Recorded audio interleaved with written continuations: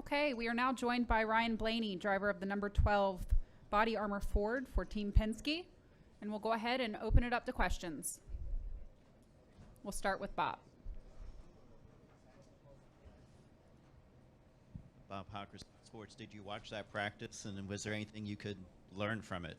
Yeah, I watched it. Went how I expected it to go. So we'll see here. But yeah, it looks like a mile and a half, speedway pretty much. So you never know how different, series react. Trucks, Xfinity, Cup cars kind of race and all that stuff. But it was pretty similar to what I thought it was going to be. But never know until you get out there. But it was good to see all that stuff. But we'll find out here in about an hour. All right, we'll go over here to Steve. Steve Conley, PRN.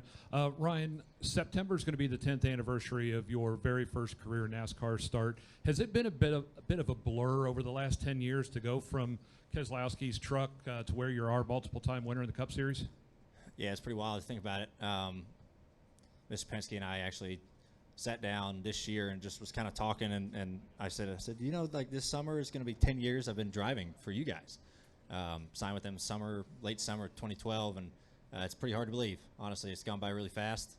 Time flies, that's for sure, and especially when you're having a lot of fun with great people. So it is very hard to believe. I still remember, making my first nationwide back then, start with Tommy Baldwin at Richmond, and it's been pretty neat to drive for some great teams along the way, meet great people, work with some great people, and it's gone by very fast. So this reminds me of time doesn't stop. It keeps going and getting old.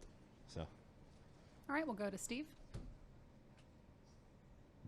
Stephen Toronto, CBS Sports. You and your dad are going to be running the SRX finale at Sharon later this summer. How did that deal come about, and what's it going to be like to race in that series at a track that your family has so much history at? Yeah, it's going to be really special. I was excited when SRX came to me and Dad about wanting to have their season finale at Sharon. Sharon has been a huge part of our family for a long time. Dad part owns it. He's part owned it for a long time. He grew up 5 miles down the road from there. So that's a very special track for him. And my grandfather, raced there a lot. So it's going to be very, very neat. I'm hoping there's no weather implications to where it works out good to where I can get there and we can race and there's no issues on that. But, I've never really raced against Dad. That's maybe a less than a handful of times that, just kind of some one-off, dirt track events back years ago. So it'll be a lot of fun. Hopefully he doesn't whip me too bad. I got a feeling he's going to. But it'll be a lot of fun, and that's a good series. I think they do a good job, and I think it'll raise a lot of money for that Speedway, too. I think a lot of people are going to come out. The ticket sales already, since we announced that, has just been through the roof. And we have a long way to go, too. So it's going to be good all around, and I'm looking forward to it. When's the last time you actually raced at Sharon, by the way? Last time I only raced there one time. I raced a limited sprint car there. But that was probably 2012. I mean, it's been 9-10 years, so it's been a long time. I go up there as much as I can and watch, but it's been a long time since I've been on the actual surface of that place. But so Dad's got a little bit of a leg up on me in experience, but yeah, it's been a long time. I'm looking forward to going back up there and racing. Thank you. All right, we'll go to Lee and then Mike.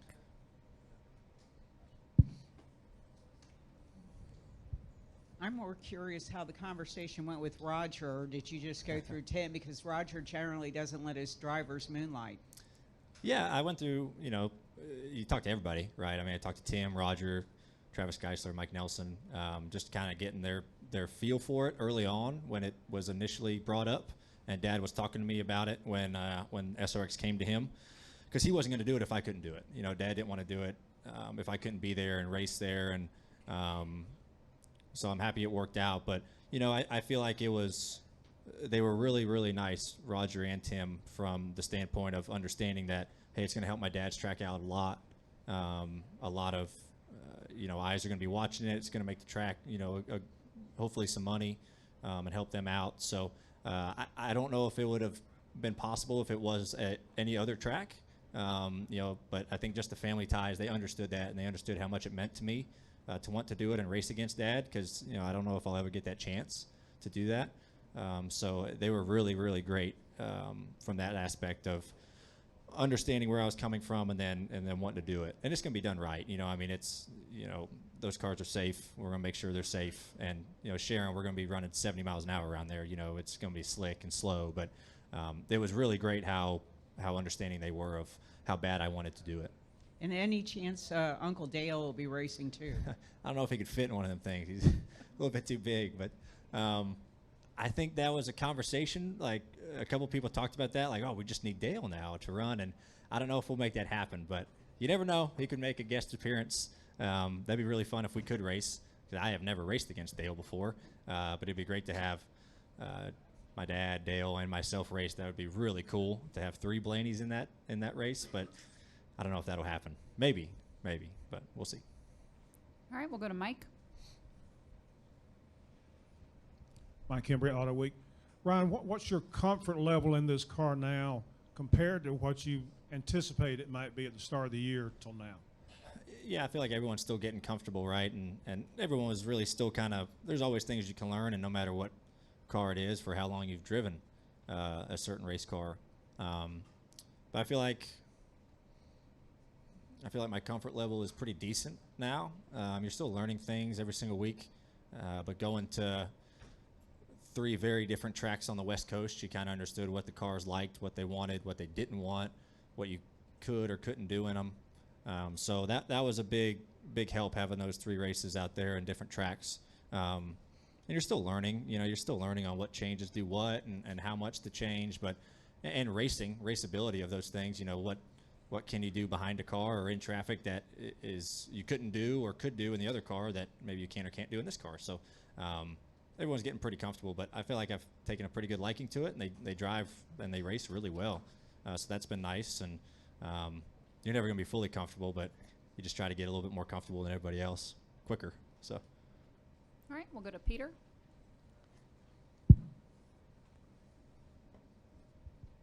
Peter Stroud at TSJ Sports. Ryan, with how strong you are typically on super speedways, does that give you more confidence coming into this new Atlanta configuration?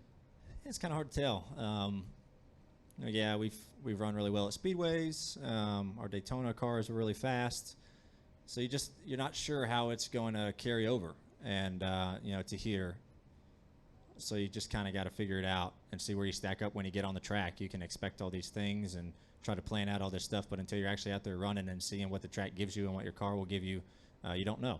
But I have confidence every single week in our race cars, no matter what type of track it is, because I know Penske builds great race cars, and we've been doing that this year, and I have no doubt in my mind that we've brought the best that we can bring this weekend too. So it is more like a speedway race than we've ever seen here. Be like the first 1.5 mile super speedway race, really. So you hope those things carry over from what you do well at Daytona and Talladega. But I think at the same time it'll be a little bit different than those tracks.